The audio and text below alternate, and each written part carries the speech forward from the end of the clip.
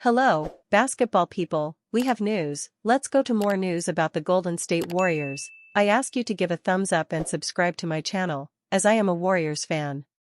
A big center is a need the Warriors need to fill, and bringing in Nikola Vucevic is a great option. Without a doubt, the veteran center is an ideal fit for what the Warriors are looking for in the market. Furthermore, he averages 20.1 points, 10.3 rebounds, and 3.4 assists per game in 45 games.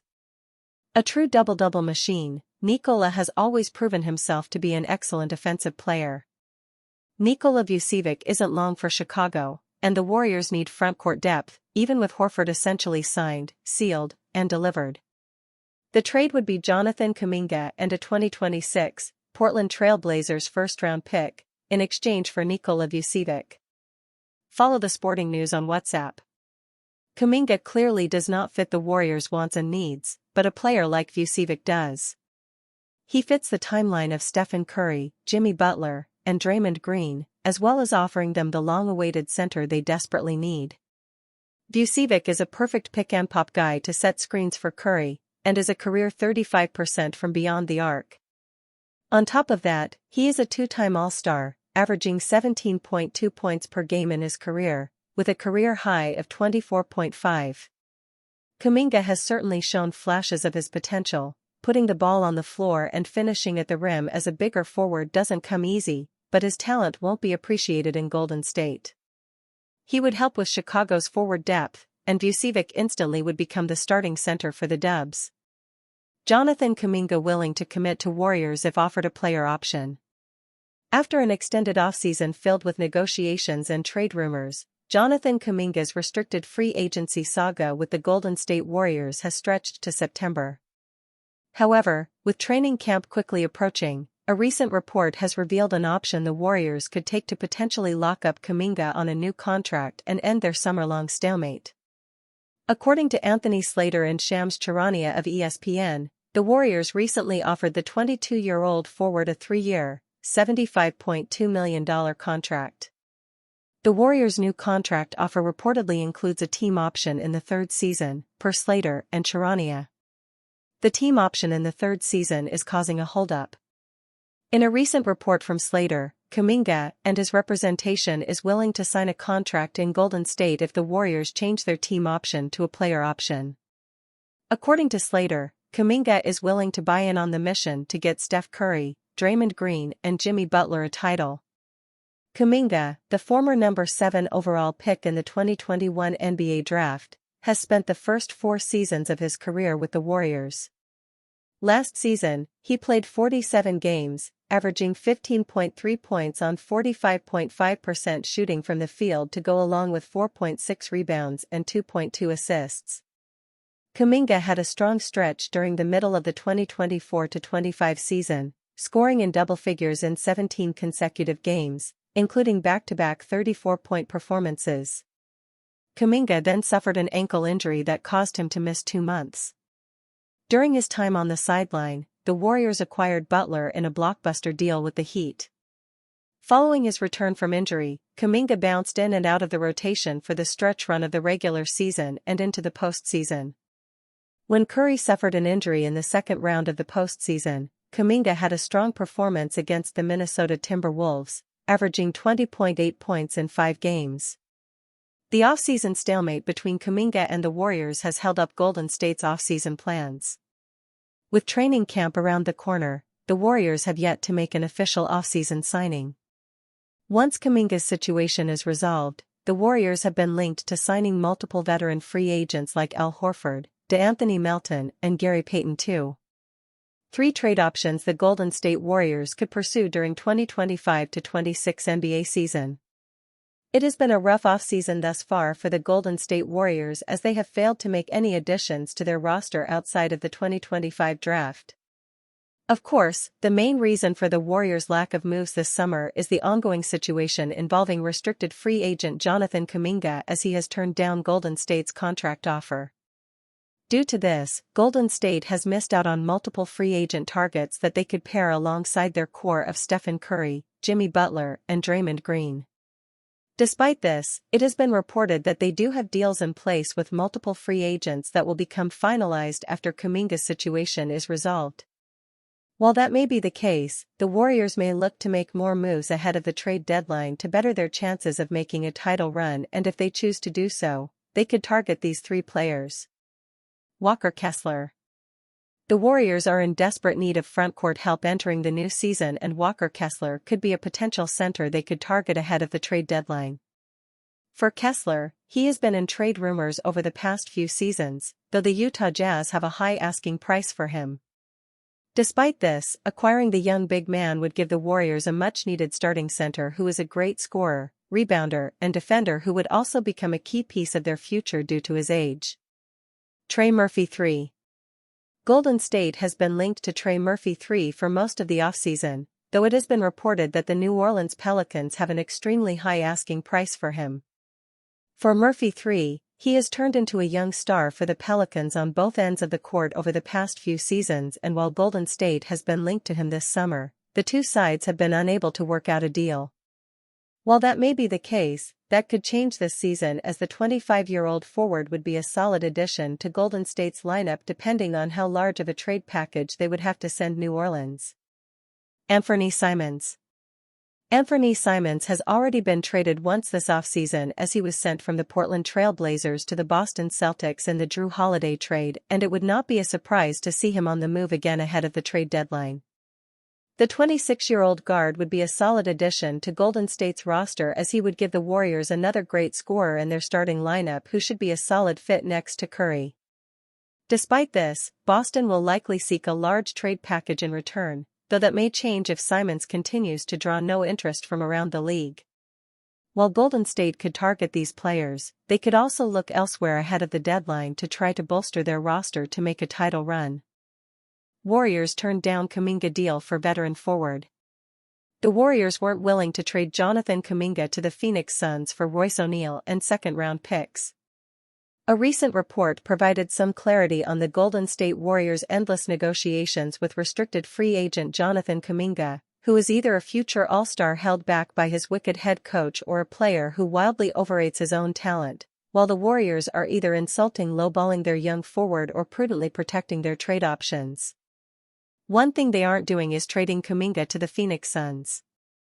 During Kuminga's long restricted free agent saga, the Warriors haven't received a sign-and-trade offer that they like, not that it seems like many arrived.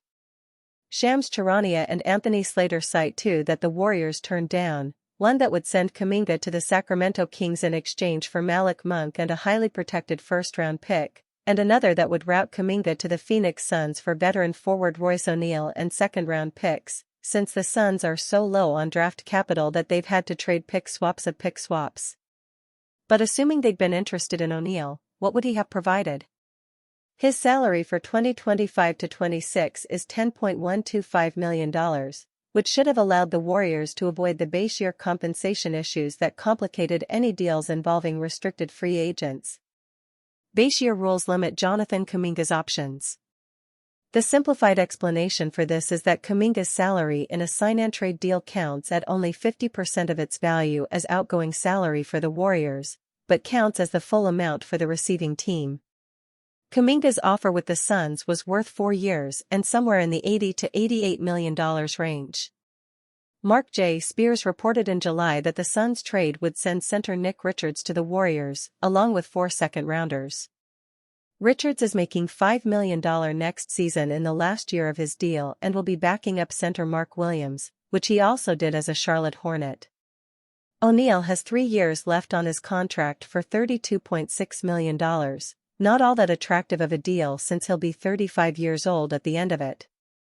It makes all kinds of sense that Kuminga would want to go to Phoenix and start at their vacant power forward position, but the Suns just don't have much they can trade. How would O'Neal fit as a Warrior? O'Neal's role is as a 3-and-D forward who can stretch the floor and play both forward positions. He made 40.6% of his three-pointers last season on a healthy volume of 5.9 attempts per game.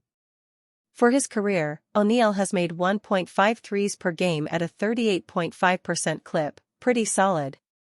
O'Neal was one of the best defenders on the Suns last year, but that's not a huge accomplishment on the NBA's fourth-worst defense in terms of defensive rating.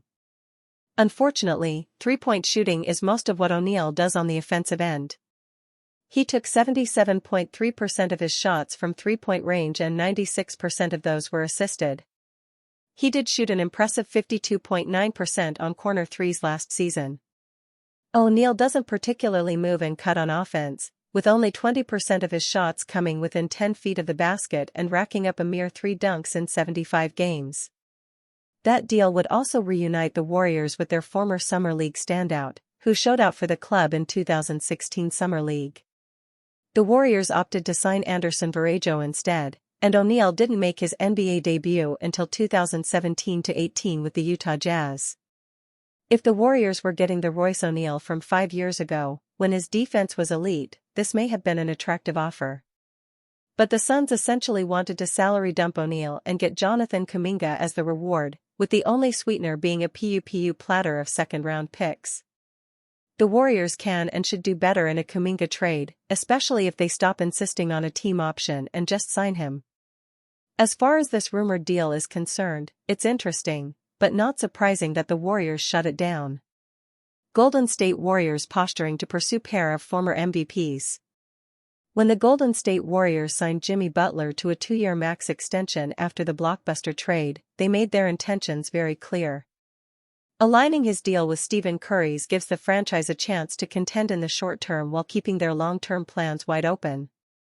With a trio of aging stars, it's time the Warriors start putting some thought into the future. According to recent developments, they have big aspirations for the next phase of the franchise. Weber State vs. BYU highlights, September 16, 2025 Big 12 Volleyball. This offseason, the biggest storyline for the Warriors has been the Jonathan Kuminga saga. As other restricted free agents ink deals, the former number 7 pick remains unsigned.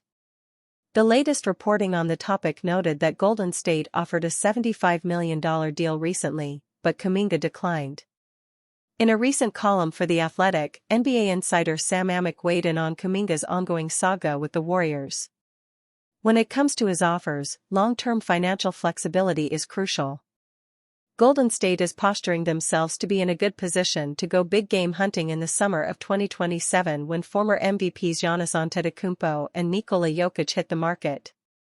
The length of his deal poses a similar problem to the one the Warriors have had in the negotiations with Kuminga. As they want to maintain maximum flexibility for that 2027 summer, as it stands, they only have Moody's $13.4 million and Hield's $10 million player option on the books by then. The Warriors, who are well aware that Milwaukee's Giannis Antetokounmpo and Denver's Nikola Jokic both have player options for the 2027-28 season, are hardly alone on this star-hunting front. Curry might still be playing at a high level now, but Father Time remains undefeated. In light of this news, it appears the organization is aiming high when it comes to players he can pass the torch to when he decides to hang it up. Why Jonathan Kuminga rejected Warriors' improved offer. Highlights from Natisha Heedman's 7-assist game. Golden State Warriors restricted free agent Jonathan Kuminga is holding firm, even after the team improved their offer from a 2-year, $45 million deal to a 3-year, $75.2 million contract, including $48.3 million guaranteed over the first 2 seasons, ESPN's Anthony Slater and Shams Charania reported Monday. The 22-year-old star believes he is capable of all-star level performance and sees next year's robust free agent market as an opportunity for career control, the report said. Kuminga weighs future over immediate pay. Kuminga's reluctance stems from a belief that the Warriors have limited his potential and the prospect of unrestricted free agency next summer, when at least 10 teams are projected to have substantial cap space. Kuminga has stated a belief that he has multi-time all-star potential. He has lined up loss of value insurance to protect himself in the event he signs the qualifying offer. He's intrigued by the possibility of unrestricted free agency next summer.